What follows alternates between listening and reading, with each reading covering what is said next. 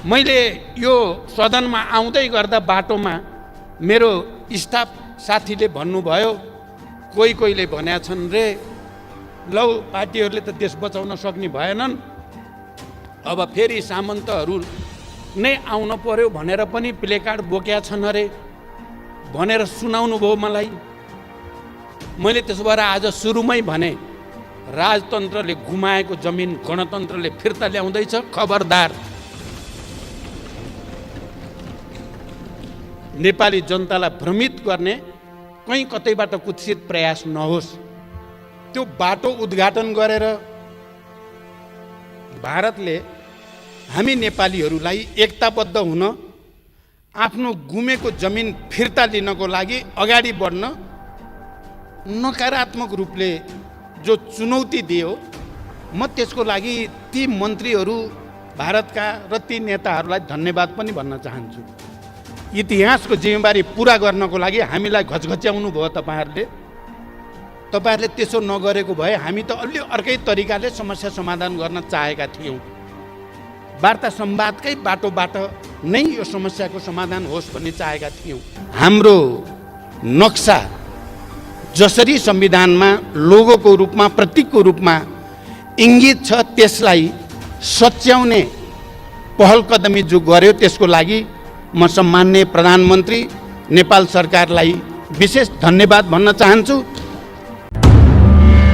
तपाईं यति बेला हेर्दै हुनुहुन्छ एक्सन नेपाल अनलाइन टिभी। तपाईको एक सब्स्क्राइब हाम्रो निम्ति उत्प्रेरणा हो। के हामीलाई सब्स्क्राइब गरिदिनुहुन्छ?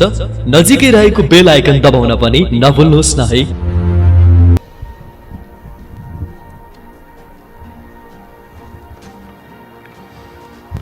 सम्माननीय सभामुख महोदय, आज हामी संविधान संशोधनको अत्यन्त महत्त्वपूर्ण र संवेदनशील विषयमा निर्णय गर्नको लागि संसदको यो गरिमामय सदनमा उपस्थित भएका छौँ। केही वर्षदेखि मुख्यतः नेपालमा शान्ति र परिवर्तनको एउटा नयाँ युगलाई जन्म दिने प्रक्रियामा नेपाली जनताले, नेपालका राजनीतिक दलहरू र नेताहरूले एउटा नयाँ संस्कृति र परम्पराको विकास गरेका छन्। त्यो हो राष्ट्रिय महत्त्वका, ऐतिहासिक महत्त्वका र दूरगामी महत्त्वका विषयहरूमा सहमति र समझदारीबाट अगाडि जाने, राष्ट्रलाई निकास दिने र गति दिने यो एउटा नयाँ संस्कृतिको रूपमा नै विकास भएर आएको छ। हामीले विगतमा शान्ति प्रक्रियाको सन्दर्भमा, संविधान निर्माण प्रक्रियाको सन्दर्भमा होस् या देशमा हुने विभिन्न प्राकृतिक विपदाहरूको सामना गर्ने सन्दर्भमा, खास गरी विनाशकारी भूकम्पबाट उत्पन्न परिस्थितिको सामना गर्ने सन्दर्भमा पनि हामी सबैले राष्ट्रिय जिम्मेवारीका साथ, अत्यन्त संवेदनशीलताका साथ सहमति, सहकार्यद्वारा जनतालाई राहत दिने, नेतृत्व गर्ने परम्परा जस्तै बसालेका छौँ र त्यही प्रक्रियाको एउटा अत्यन्त महत्त्वपूर्ण नयाँ कडीका रूपमा आज हामी दोस्रो संविधान संशोधनको यो घडीमा आइपुगेका छौँ। खास गरी देशको भौगोलिक अखण्डतासँग सम्बन्धित विषयमा हामी हिजो राजतन्त्र, खास गरी निरङ्कुश पञ्चायती तानाशाहीको प्रारम्भिक दिनमा राजतन्त्रले गुमाएको भूमि गणतन्त्रले फिर्ता लिने ठाउँमा हामी आइपुगेका छौँ र त्यो गर्वको साथ राजतन्त्रले गुमायो, गणतन्त्रले लिँदैछ। त्यो ऐतिहासिक गौरव हाम्रो यो सदनलाई प्राप्त हुँदैछ र हामी त्यो प्रक्रियाको नयाँ कडीको रूपमा संविधान संशोधनको यो प्रक्रियामा उपस्थित छौँ।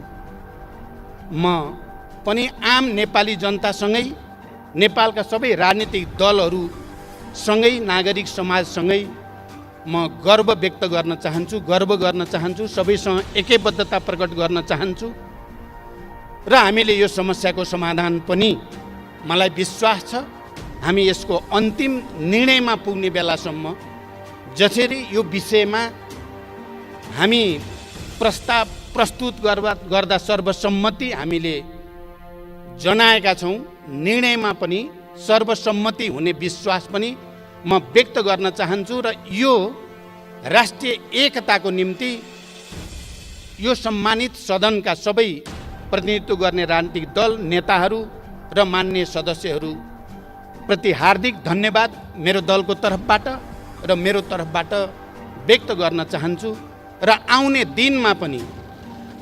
दिनमा पनि हामीले ठुलो सङ्घर्ष र बलिदानपछि प्राप्त गरेको सङ्घीय लोकतान्त्रिक गणतन्त्रलाई सुदृढ गर्ने, यसको मार्फतबाट जनतालाई सुशासन, विकास र समृद्धिको नयाँ युगतिर लैजाने कुरामा हामीलाई राष्ट्रिय एकताको भावना अनुसार नै सफलता प्राप्त हुनेछ भनेर विश्वास र कामना पनि व्यक्त गर्न चाहन्छु। मैले अहिले यो विषयमा धेरै लामो कुरा गर्नुभन्दा पनि म के भन्न चाहन्छु भने नेपालको राजनीतिक परिवर्तनको ऐतिहासिक प्रक्रियामा हामीले दुईटा मूलभूत चुनौतीहरूको सामना गर्नु थियो।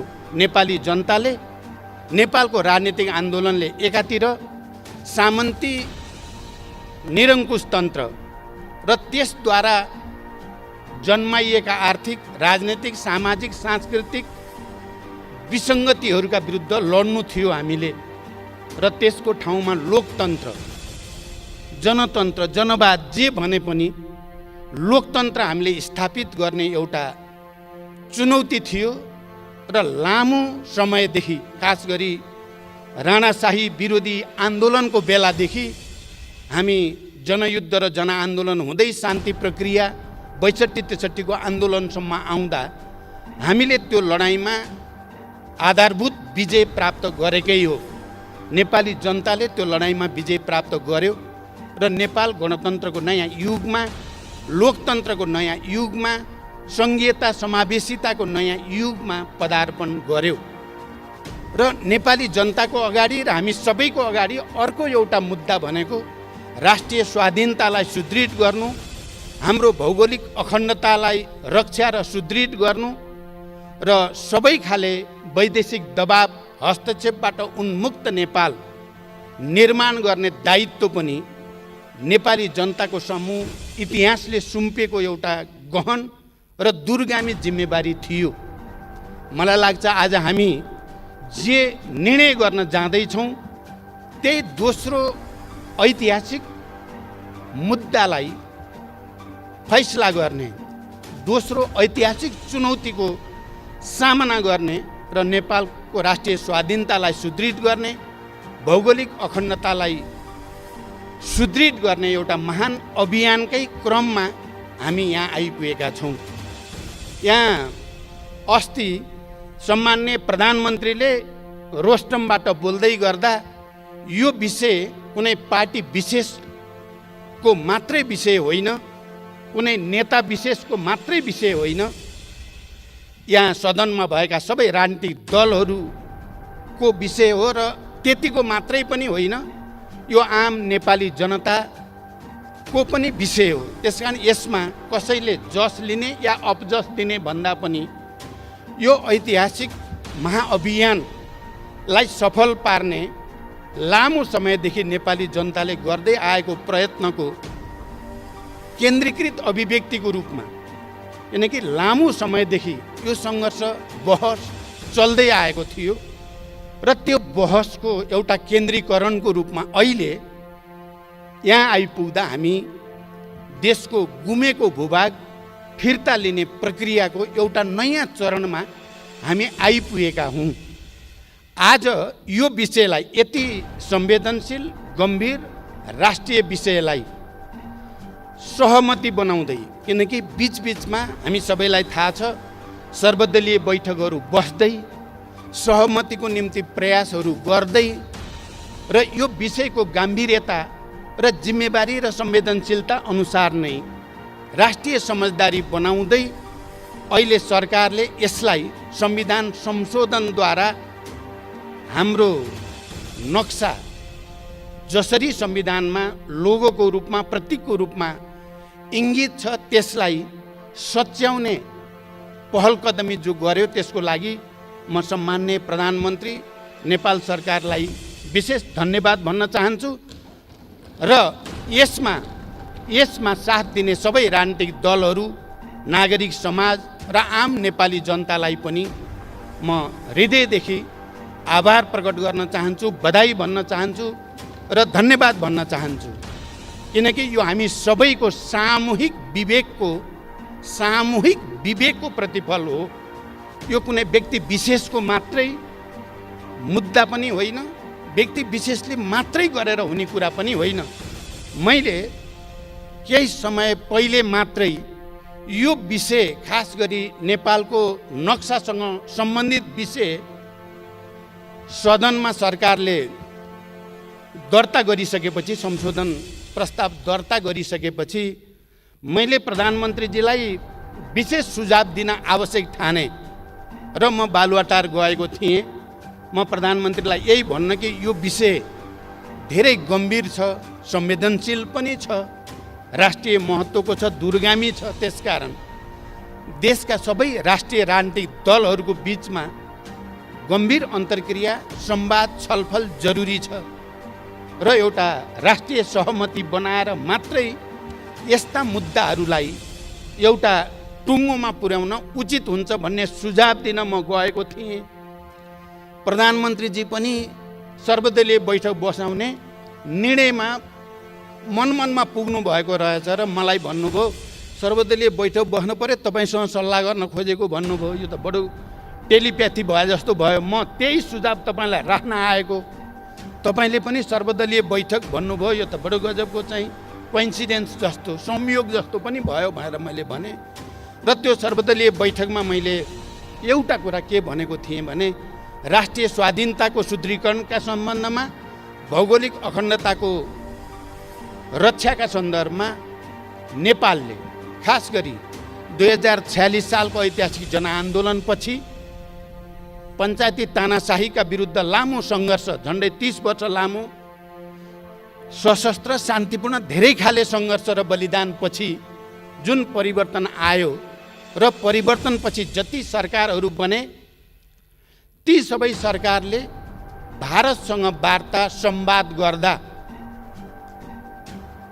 प्राय सबैले हिजोका असमान सन्धि सम्झौताको पुनरावलोकन, परिवर्तनका बारेमा कुरा उठाउने गरेको र 62-63 को आन्दोलनपछि जति पनि प्रधानमन्त्रीहरू बनियो, हामी सबैले, एउटा मात्र होइन सबैले नै जुनसुकै राजनीतिक दलको तर्फबाट प्रधानमन्त्री भए पनि ती सबै प्रधानमन्त्रीहरूले नेपालको भूगोलको सम्बन्धमा, नेपालको सिमानाको सम्बन्धमा बडो गम्भीर ढङ्गले प्रश्नहरू उठाएको र संयुक्त वक्तव्यमा या समझदारीहरूमा भारत सरकारसँग ती विषयहरू उल्लेख हुने गरेको इतिहास बडो प्रष्टसँग देखिएको छ। मैले ती सर्वदलीय बैठकमा भन्ने पनि गरेको थिएँ, यो हामी सबैको निम्ति खुसीको कुरा हो र यो लामो कालखण्डमा 2007 सालपछिका धेरै आन्दोलनहरूको क्रममा नेपाली जनताको राष्ट्रिय चेतना, नेपाली जनताको भौगोलिक अखण्डताप्रतिको संवेदनशीलता र त्यो चेतना पनि गुणात्मक ढङ्गले नयाँ चरणमा पुगेकै छ।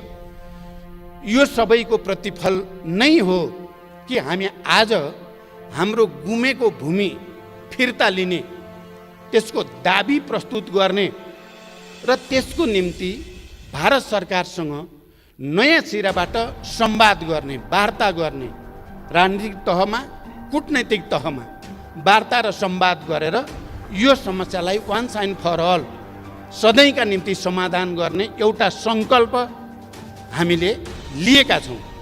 त्यसो भएको हुनाले पछिल्लो चरणमा जति पनि भारत सरकारसँग नेपालका सरकारहरूको, प्रधानमन्त्रीहरूको वार्ताहरू भए ती सबैमा खास गरी कालापानी क्षेत्र, त्यो लिम्पियाधुरा, लिपुलेक र कालापानी क्षेत्र र सुस्ताको क्षेत्र, भूगोल यसलाई विवादित क्षेत्र हुन् र यसलाई वार्ता र संवादको माध्यमबाट यी विवादित क्षेत्रको समस्या समाधान गर्नुपर्दछ भन्ने कुरामा नेपाल र भारत दुवैको सहमति बन्दै पनि आएको हो र त्यसलाई विवादित क्षेत्रको रूपमा उल्लेख गरिएको छ, स्थापित गरिएको छ। त्यहाँ भारतले पनि र नेपालले पनि कुनै विमति राखेको छैनन्। कालापानी क्षेत्र विवादमा छ भन्ने कुरा र सुस्ता पनि विवादमा छ भन्ने कुरा भारत सरकारले समेत स्वीकार गरेको तथ्य हो। मैले प्रकारान्तरले कश्मीर सम्बन्धी मुद्दाका सन्दर्भमा भारतले नयाँ नक्सा जारी गर्यो र मैले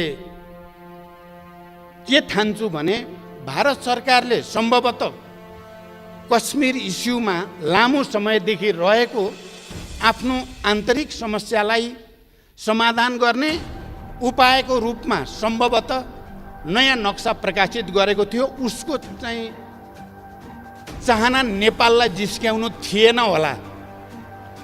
उनीहरूको चाहिँ चाहना भनेको कश्मीरसँग सम्बन्धित इस्युमा आफूले गरेको निर्णय, भारत सरकारले गरेको निर्णयलाई स्थापित गर्ने थियो होला।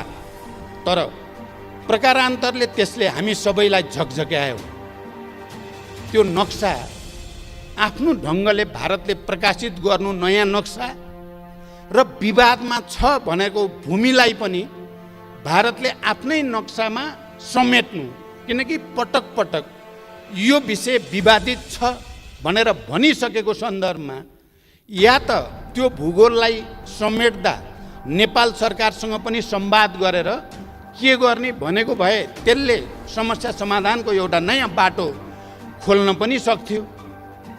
किनकि यो कुरा स्वीकारिएको तथ्य हो कि कालापानी र सुस्ता, किनकि पटक पटक म पनि प्रधानमन्त्रीको हैसियतले भारत भ्रमणमा जाँदा, चाहे त्यो सन् 1950 को सन्धिको सन्दर्भ होस् या कालापानी क्षेत्र र सुस्ता क्षेत्रसँग सम्बन्धित सीमा सम्बन्धी विवादको कुरा होस्, उठेकै थियो, उठाइएकै थियो र यो विवादलाई दुवै देशको सचिव स्तरीय जोइन्ट कमिटी मार्फत समाधान गर्ने भनेर त्यो प्रक्रियाको थालनी पनि हुँदै आएको थियो।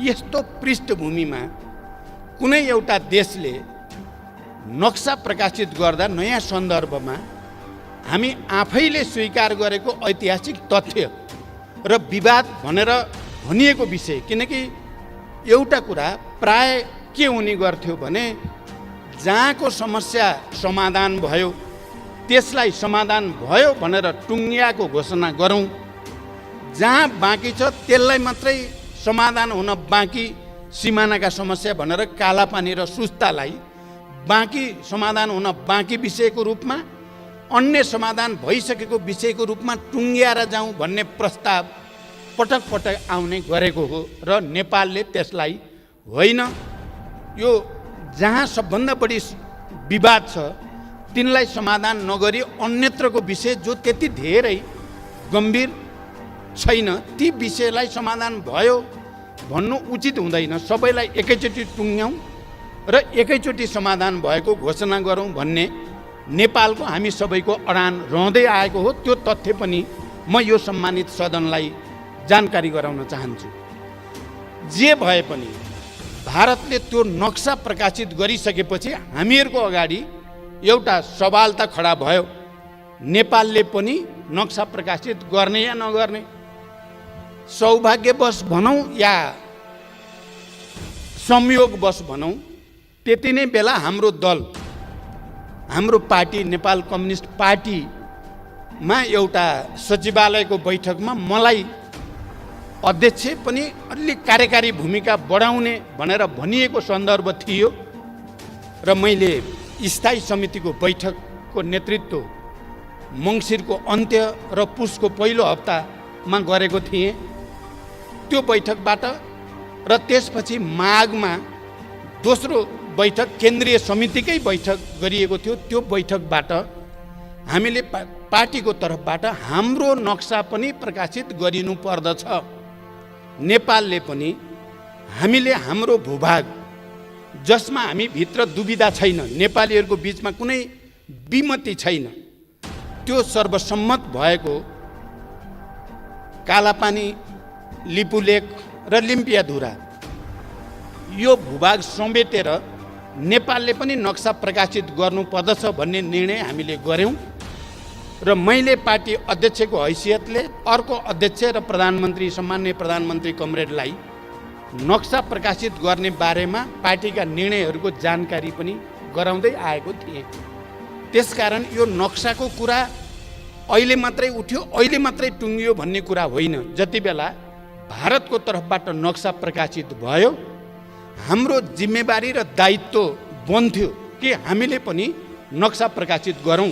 हाम्रो ऐतिहासिक भूभाग समेटिएको सुगौली सन्धिद्वारा निर्धारित सिमानालाई समेटेर हामीले नक्सा प्रकाशित गर्ने कुरामा लागिराखेका थियौँ। अहिले प्रधानमन्त्रीजीले भनिराख्नु भएको छ, हामी त्यति बेलादेखि नै यो प्रक्रियाको तयारीमा चाहिँ लागेका थियौँ र मैले सर्वदलीय बैठकमा नि भनेको थिएँ। आज म सभामुख महोदय, यो सम्मानित सदनलाई पनि प्रश्न गर्न चाहन्छु कि सर्वदलीय बैठकको बेलामा पनि हामीले नक्सा प्रकाशित गर्नुको साथसाथै भारतसँग वार्ताको निम्ति, संवादको निम्ति पहल बढाएर लानुपर्ने हुन्छ।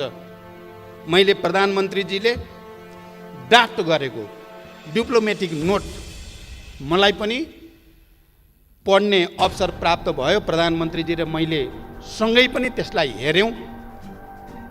त्यो बडो जिम्मेवारपूर्ण भाषामा स्ट्रङली वार्ताको निम्ति अपिल गरिएको छ र त्यो वार्ता प्रधानमन्त्री लेभलमा त राजनैतिक खालको वार्ता हुन सक्छ, तर हाम्रो जोइन्ट कमिटी लेभलमा चाहिँ फेरि गम्भीर वार्ता गरेर यो समस्या समाधान गर्नुपर्छ भनेरै लेखिएको थियो र मलाई विश्वास थियो छिटै वार्ता हुन्छ र नक्सा प्रकाशित गर्नुभन्दा अगाडि नै वार्ता भएर समस्याको समाधान भयो भने त्यो धेरै राम्रो कुरा हो। कहीँ न कहीँ त्यसका विभिन्न विकल्पहरूमाथि छलफल सुरु भयो भने पनि त्यो ऐतिहासिक कुरा नै हुन्छ भन्ने मेरो विश्वास पनि थियो। तर वार्ताको प्रक्रिया चाहिँ अगाडि बढ्न सकेन। मैले पटक पटक पठाइएका चिठीहरूको बारेमा पनि सरकारबाट जानकारी पाइरहेकै थिएँ, तर वार्ताको प्रक्रिया सुरु हुन सकेन र बरु उल्टै भारतको एकजना जिम्मेवार नेता र सरकारका जिम्मेवार मन्त्रीबाट त्यही विवादित भनिएको भूमिबाट जाने गरी बाटो निर्माणको उद्घाटन भयो। त्यो उद्घाटन पनि लकडाउनको बेलामा। त्यो वार्ताको बारेमा नेपालले प्रस्ताव अगाडि बढाइरहेकै थियो। त्यसको बारेमा सकारात्मक पहल र त्यसको निम्ति तत्परता प्रदर्शन गर्नुको सट्टा झन् उल्टै त्यही भूमि छिरेर मानसरोवरसम्म जाने बाटोको उद्घाटन गरिदिँदा हामी सबैलाई अझ बढी उद्वेलित, अझ बढी तरङ्गित र आम नेपालीहरूको राष्ट्रिय भावनालाई त्यसले अलिअलि चुनौती दिए जस्तो पनि, अलिकति उद्वेलित बनाए जस्तो पनि हामी सबैलाई महसुस भयो नै। त्यसकारण मैले सर्वदलीय बैठकमा पनि भनेको थिएँ र आज म यो सम्मानित सदनलाई पनि भन्न चाहन्छु, प्रकारान्तरले त्यो नक्सा प्रकाशित गरेर र त्यो बाटो उद्घाटन गरेर भारतले हामी नेपालीहरूलाई एकताबद्ध हुन, आफ्नो गुमेको जमिन फिर्ता लिनको लागि अगाडि बढ्न नकारात्मक रूपले जो चुनौती दियो, म त्यसको लागि ती मन्त्रीहरू, भारतका र ती नेताहरूलाई धन्यवाद पनि भन्न चाहन्छु। इतिहासको जिम्मेवारी पुरा गर्नको लागि हामीलाई घचघच्याउनु भयो तपाईँहरूले। तपाईँहरूले त्यसो नगरेको भए हामी त अलि अर्कै तरिकाले समस्या समाधान गर्न चाहेका थियौँ।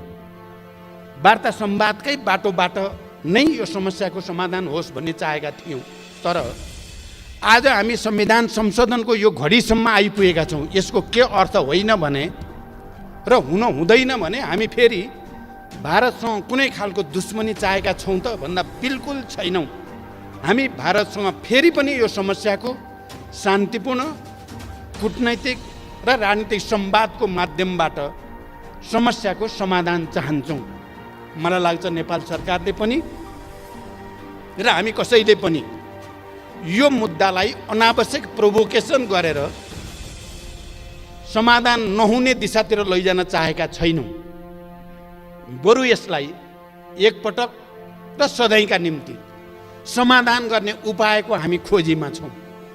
हामी राजनीतिक नेतृत्वमा भएका पार्टीका नेताहरू सबै गम्भीर छौँ।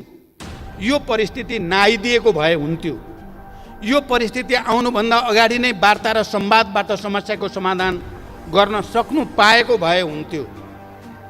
हाम्रो तर्फबाट हामीले प्रयास नगरेको होइन। हाम्रो तर्फबाट हामीले अधिकतम प्रयास अन्तिम समयसम्म पनि गरेकै छौँ।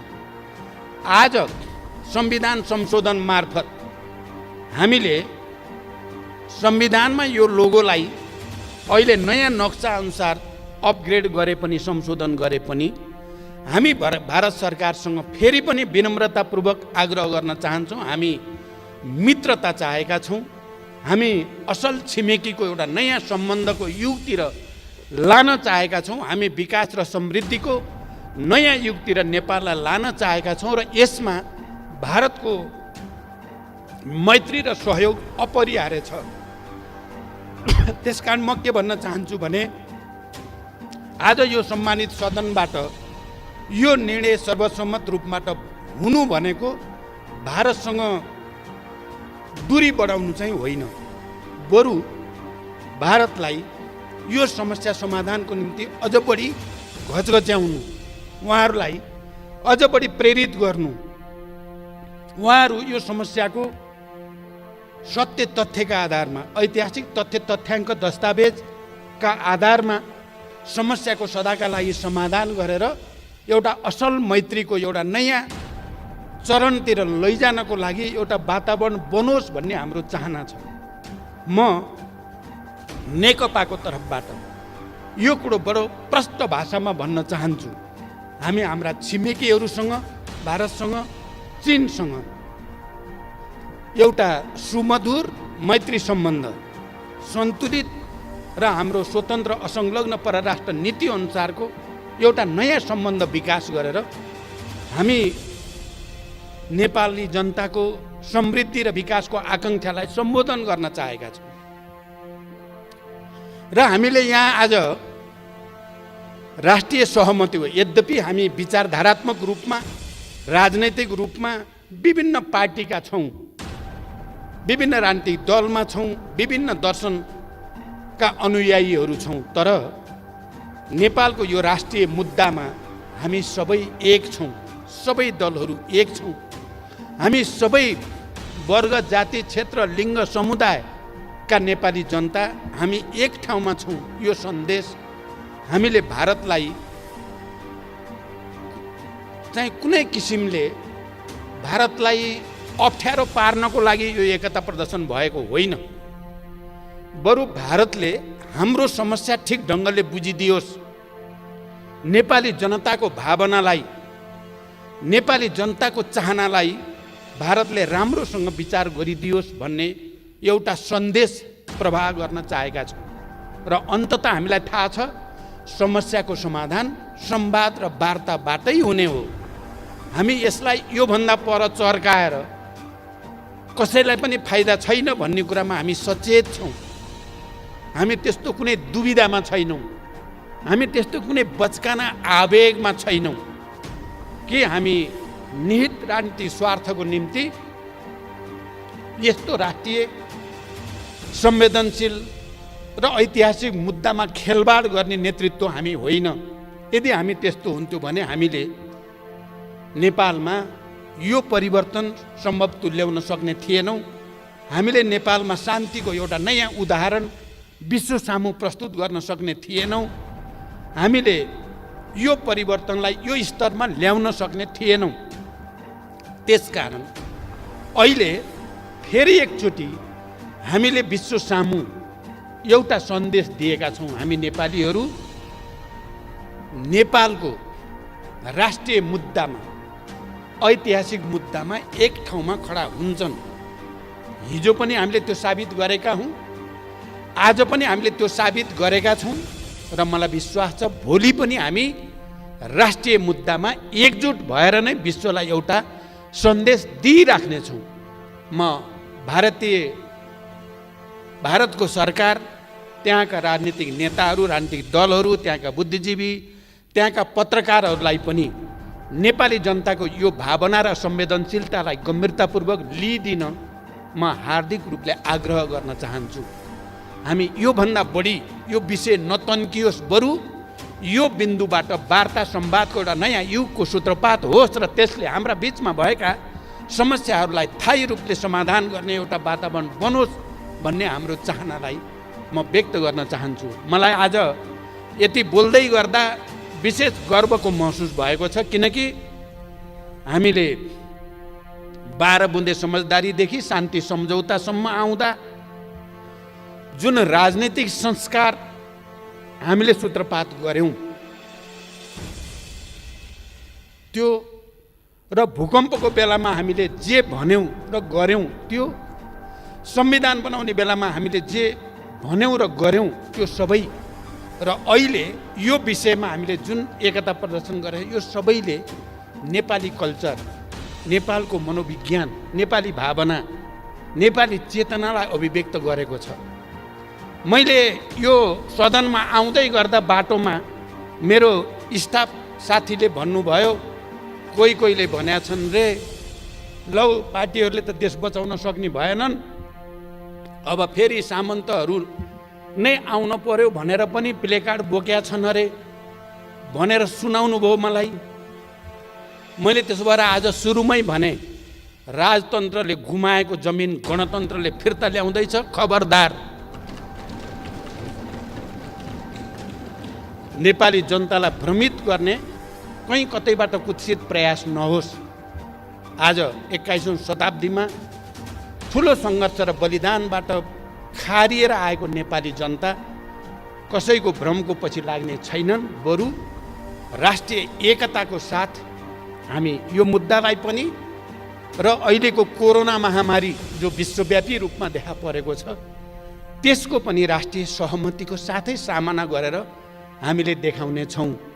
मलाई शान्ति सम्झौताको एउटा हस्ताक्षरकर्ताको हैसियतले 7 दलको तर्फबाट तत्कालीन प्रधानमन्त्री गिरिजाप्रसाद कोइराला र मैले यसै हलमा हस्ताक्षर गरेका थियौँ। त्यो दिन पनि मैले सम्झिन चाहन्छु र सुशील कोइराला प्रधानमन्त्री हुँदा मैले अपोजिसन लिडरको हैसियतमा यसै रोस्टमबाट उठेर म अब अपोजिसनको भूमिकामा रहन्न, तपाईँ अगाडि बढ्नुहोस्, यो भूकम्पको त्रासदीबाट नेपाली जनतालाई राहत दिन हामी एक छौँ, एक हुनेछौँ भनेर मैले यहीँबाट अपिल गरेको थिएँ। आज यो राष्ट्रिय मुद्दामा पनि म त्यही एकताको निम्ति सबैसँग अपिल गर्न चाहन्छु। धमिलो पानीमा माछा मार्ने हामी कसैले पनि प्रयास नगरौँ, राष्ट्रिय मुद्दामा राष्ट्रिय गम्भीरता प्रदर्शन गरौँ भन्न चाहन्छु।